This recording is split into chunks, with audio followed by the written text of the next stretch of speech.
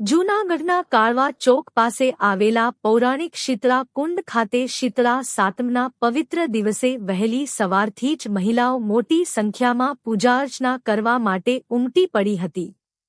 શીતળા માતાજી પ્રત્યેની અખૂટ શ્રદ્ધા અને આસ્થાના કારણે આસપાસના વિસ્તારો ઉપરાંત દૂર દૂરથી પણ મહિલાઓ શીતળા માતાજીના દર્શન કરવા અને પૂજાઅર્ચના માટે પહોંચી હતી.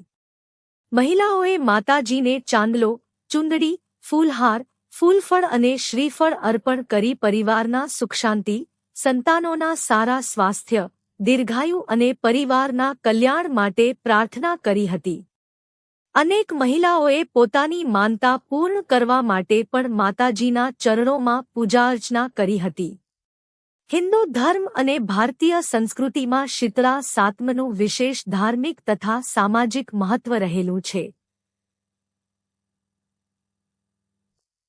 શ્રાવણ વદ સાતમના દિવસે મનાવવામાં આવતો આ પવિત્ર પર્વ ખાસ કરીને મહિલાઓ માટે શ્રદ્ધા, ભક્તિ અને પરંપરાનો મહત્વપૂર્ણ દિવસ માનવામાં આવે છે. શીતળા માતાજીને શીતળતા, આરોગ્ય, સંતાનોની રક્ષા અને પરિવારના કલ્યાણ સાથે જોડાયેલી દેવી તરીકે શ્રદ્ધાપૂર્વક પૂજવામાં આવે છે. માતાઓ પોતાના સંતાનો અને પરિવારજનોના સુખ, સ્વાસ્થ્ય અને દીર્ઘાયુ માટે માતાજીની આરાધના કરી આશીર્વાદ માંગે છે.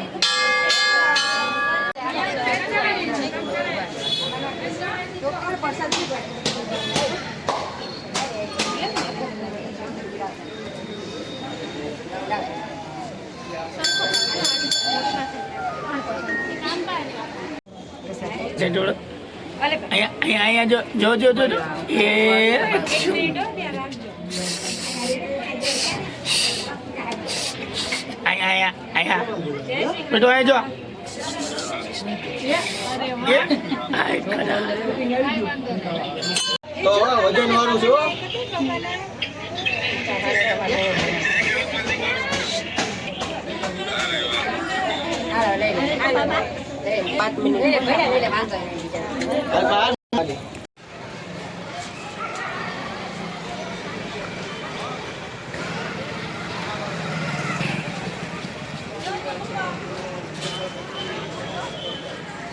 કાલે મોટા કરોડ રૂપિયા હતું ને કોણ કહી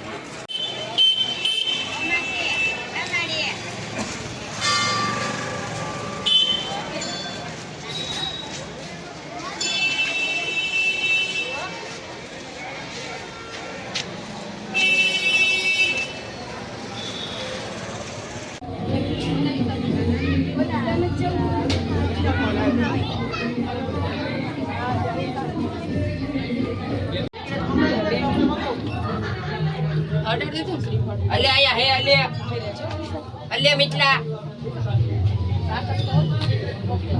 તમારે જેને મજા હાલો વળી ની રેવા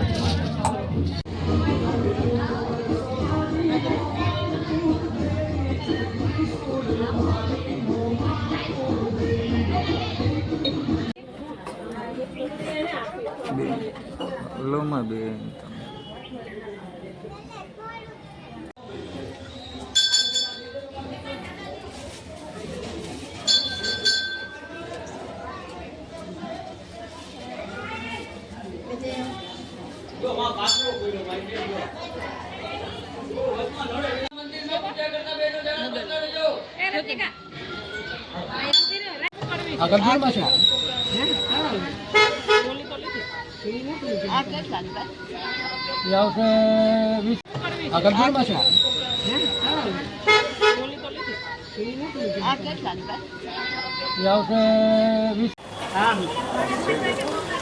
બોલો અમે જુનાગઢથી બોલીએ છીએ પૂર્વી હેમલ નાંઠા અમે અહીંમાં જુનાગઢથી જૂનામાં જૂનું શીતળામાનું મંદિર છે ત્યાં અમે માતાજીને પ્રાર્થના કરવા આવીએ છીએ અને શીતળામાં અમારી સર્વ મનોકામના પૂરી કરે એવી માને અમે પ્રાર્થના કરીએ છીએ તે દિવસે ઠંડુ ખાવું ઠંડુ પીવું અને માની ઠંડા કરવા શીતળામાને બધું ઠંડુ વાસો ઠંડો કરવો હોય એને કુલેર ધરવી જીપ આપણે પૂજન વિધિ કરવી હોય કરવાની બધું કરવાનું મા શીતળાનું અને જેમ દેરાણી જેઠાણીની વાર્તામાં જેમ મા દેરાણીના દીકરાને ફળ્યા છે મા શીતળામાં એવામાં અમે પ્રાર્થના કરીએ છીએ કે મા શીતળા બધા બાળકોને બધા માના છોકરાઓને અને બધા અમારા બાળકોને મા સાજા નરવા રાખે એવી મા શીતળાને હું પ્રાર્થના કરું છું કે હે મા તું સદાય અજરાજુ રહેજો અને અમારો સાથ સહકાર તારો હાથ સદાય અમારી માથે રાખજે અને અમે તું સદાય અમારા ભેડી રહેજે એવી અમારી પ્રાર્થના છે. તમે જેવા દેરાણીને ફળ્યા એવા સૌને ફળજો મા શીતળા માત કી જય.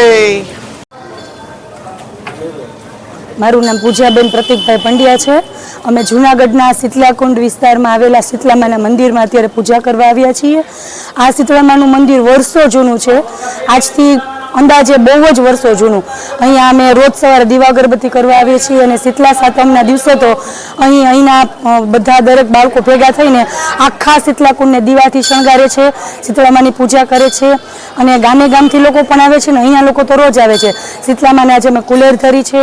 દરેક બાળકની મા પોતે ઠંડુ ખાઈને શીતલામાની પૂજા કરે છે અને શીતળામાની વાર્તા કરીએ છીએ. અને જેવા શીતળામાં દેરાણીના દીકરાને ફળ્યા તેવા સૌના દીકરાને ફળજો અને ભગવાન મારા બાળકનું રક્ષા કરે એમ દરેક માતાના દરેક બાળકનું રક્ષા કરે.